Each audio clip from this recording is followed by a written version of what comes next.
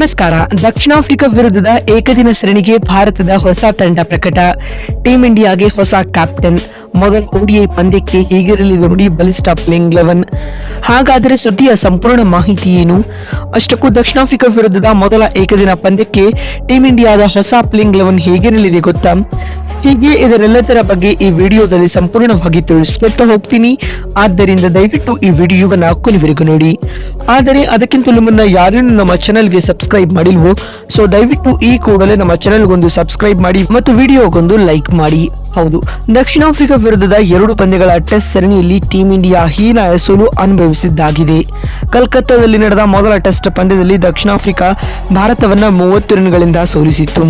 ಇದೀಗ ಗುವಾಹಟಿಯಲ್ಲಿ ನಡೆದ 2ನೇ ಟೆಸ್ಟ್ ಪಂದ್ಯವನ್ನ ಕೂಡ ದಕ್ಷಿಣ ಆಫ್ರಿಕಾ ಗೆದ್ದುಕೊಂಡಿದೆ. ಈ ಮೂಲಕ ಬರೋಬ್ಬರಿ 25 ವರ್ಷಗಳ ನಂತರ ಭಾರತದ ನೆಲದಲ್ಲಿ ಟೆಸ್ಟ್ ಸರಣಿ ಗೆದ್ದ ಐತಿಹಾಸಿಕ ದಾಖಲೆಯನ್ನ ದಕ್ಷಿಣ ಆಫ್ರಿಕಾ ತಂಡ ಇದೀಗ ನಿರ್ಮಿಸಿದೆ ಸ್ನೇಹಿತರೆ.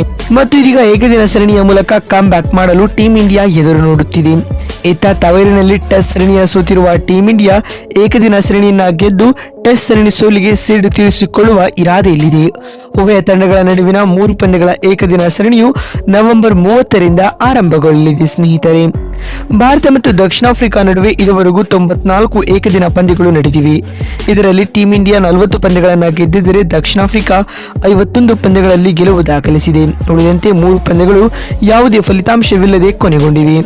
ಅಂದರೆ ಅಂಕಿಅಂಶಗಳನ್ನು ನೋಡಿದರೆ ಏಕದಿನ ಕ್ರಿಕೆಟ್ನಲ್ಲಿ ದಕ್ಷಿಣ ಆಫ್ರಿಕಾ ತಂಡ ಭಾರತದ ಮೇಲೆ ಮೇಲುಗೈ ಸಾಧಿಸಿದೆ ಸ್ನೇಹಿತರೆ. ಇನ್ನು ರಾಂಚಿಯಲ್ಲಿ ನವೆಂಬರ್ 30ರಂದು ನಡೆಯಲಿರುವ ಮೊದಲ ಏಕದಿನ ಪಂದ್ಯಕ್ಕೆ ಟೀಂ ಇಂಡಿಯಾದ ಪ್ಲೇಯಿಂಗ್ 11 ಯಾವ ರೀತಿಯಾಗಿರಲಿದೆ ಅಂತ ನೋಡ್ತಾ ಬರುವುದಾದರೆ, ನಿಮಗೆಲ್ಲ ಈಗಾಗಲೇ ಗೊತ್ತಿರುವಂತೆ ಗಿಲ್ ರವರ ಅನುಪಸ್ಥಿತಿಯಲ್ಲಿ ತಂಡದ ನಾಯಕತ್ವವನ್ನ ಕನ್ನಡಿಗ KL ರಾಹುಲ್ ರವರಿಗೆ ನೀಡಿದ್ದಾರೆ ಸ್ನೇಹಿತರೆ. ಹೀಗಾಗಿ ತಂಡದ ಓಪನಿಂಗ್ ಜೋಡಿಯಲ್ಲಿ ಕೂಡ ಬದಲಾವಣೆ ಕಂಡುಬರಲಿದೆ. ಆರಂಭಿಕರಾಗಿ ರೋಹಿತ್ ಶರ್ಮಾ ಮತ್ತು ಯಶಸ್ವಿ ಜೈಸ್ವಾಲ್ ತಂಡದ ಪರ ಓಪನರ್ಸ್ ಗಳಾಗಿ ಕಾಣಿಸಿಕೊಳ್ಳಲಿದ್ದಾರೆ. ರೋಹಿತ್ ಕಳೆದ ಆಸೀಸ್ ವಿರುದ್ಧದ ಏಕದಿನ ಸರಣಿಯಲ್ಲಿ ಸೆಂಚುರಿ ಮತ್ತು ಹಾಫ್ ಸೆಂಚುರಿ ಬಾರಿಸಿ ಒಳ್ಳೆಯ ಟಚ್ ನಲ್ಲಿ ಕಾಣಿಸಿಕೊಂಡಿದ್ದಾರೆ.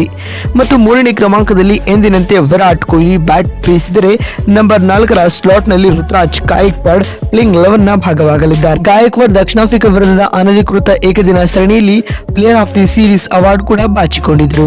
ಮತ್ತು 5ನೇ ಕ್ರಮಾಂಕದಲ್ಲಿ wicket keeper cum batsman cum captain ಆಗಿರುವ KL ರಾಹುಲ್ ಆಡಲಿದ್ದಾರೆ. 6ನೇ ಸ್ಲಾಟ್ ನಲ್ಲಿ ಸ್ಟಾರ್ ಆಲ್ರೌಂಡರ್ ಆಗಿ ರವೀಂದ್ರ ಜಡೇಜಾ ಕಾಣಿಸಿಕೊಂಡರೆ 7ನೇ ಕ್ರಮಾಂಕದಲ್ಲಿ ನಿತೀಶ್ ಕುಮಾರ್ ರೆಡ್ಡಿ ಮತ್ತು 8ನೇ ಸ್ಲಾಟ್ ನಲ್ಲಿ ವಾಷಿಂಗ್ಟನ್ ಸುಂದರ್ ಪ್ಲೇಯಿಂಗ್ 11 ನ ಭಾಗವಾಗಲಿದ್ದಾರೆ. ಮತ್ತು 9ನೇ ಕ್ರಮಾಂಕದಲ್ಲಿ ಪ್ರಮುಖ ಸ್ಪಿನ್ನರ್ ಆಗಿ ಕುಲ್ದೀಪ್ ಯಾದವ್ ಅವರಿಗೆ ಅವಕಾಶ ನೀಡಿದರೆ 10ನೇ ಸ್ಲಾಟ್ ನಲ್ಲಿ ಹರ್ಷದೀಪ್ ಸಿಂಗ್ ಮತ್ತು 11ನೇ ಹಾಗೂ ಅಂತಿಮ ಕ್ರಮಾಂಕದಲ್ಲಿ ಹರ್ಷಿತ್ ರಾಣಾ ಟೀಂ ಇಂಡಿಯಾದ ಪ್ಲೇಯಿಂಗ್ 11 ನಲ್ಲಿ ಆಡಲಿದ್ದಾರೆ. ನೋಡಿದ್ರಲ್ಲ, ದಕ್ಷಿಣ ಆಫ್ರಿಕಾ ವಿರುದ್ಧದ ಮೊದಲ ಏಕದಿನ ಪಂದ್ಯಕ್ಕೆ ಭಾರತದ ಪ್ಲೇಯಿಂಗ್ 11 ಯಾವ ರೀತಿಯಾಗಿರಲಿದೆ ಅಂತ ತಿಳಿಸಿಕೊಡುವ ನಮ್ಮ ಈ ಪ್ರಯತ್ನ ನಿಮಗೆ ಇಷ್ಟವಾಗಿದ್ದಲ್ಲಿ ಈ ಕೂಡಲೇ ಈ ವಿಡಿಯೋಗೊಂದು ಲೈಕ್ ಮಾಡಿ. ಮತ್ತೊಂದು ವಿಡಿಯೋದಲ್ಲಿ ಸಿಗ್ತೀನಿ. ನಮಸ್ಕಾರ.